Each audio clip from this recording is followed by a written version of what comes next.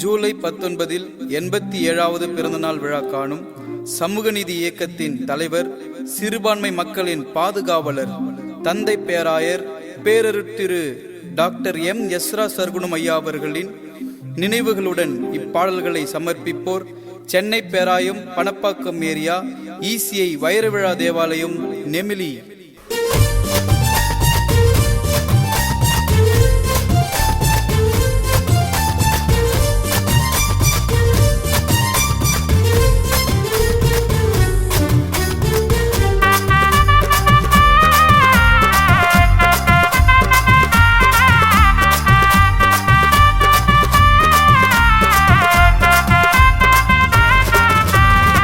புரட்சி பேராயரே, புதுமையான பேராயரே, நான் கண்ட பேராயரே, சமத்துவத்தின் பேராயரே.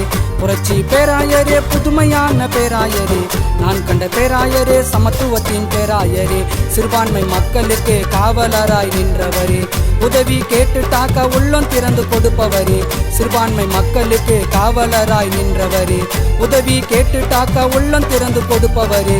புரட்சி பேராயரே, புதுமையான பேராயரே, நான் கண்ட பேராயரே, சமத்துவத்தின் பேராயரே.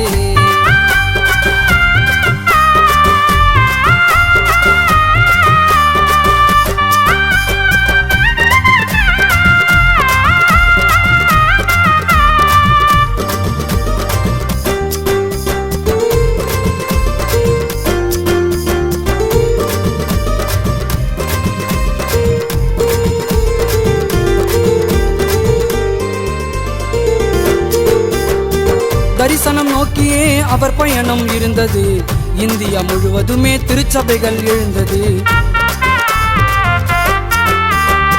கட்டி எழுப்பினாரு எஸ்ரா ஐயா ஊழியத்தை, ஒவ்வொரு விசுவாசியும் சொல்ல வைத்தார் சுவிசேஷத்தை. இயேசுவின் வார்த்தைகளை சுமந்து கொண்டு வாழ்ந்தவர், தன்னலம் பாராமல் சேவைகளை புரிந்தவர். ஏழை எளியவரை அரவணைக்கும் நல்லவர், கிறிஸ்துவின் உரிமைகளை மீட்டெடுக்க வந்தவர். புரட்சி பேராயரே, புதுமையான பேராயரே, நான் கண்ட பேராயரே, சமத்துவத்தின் பேராயரே. புரட்சி பேராயரே, புதுமையான பேராயரே, நான் கண்ட பேராயரே, சமத்துவத்தின் பேராயரே.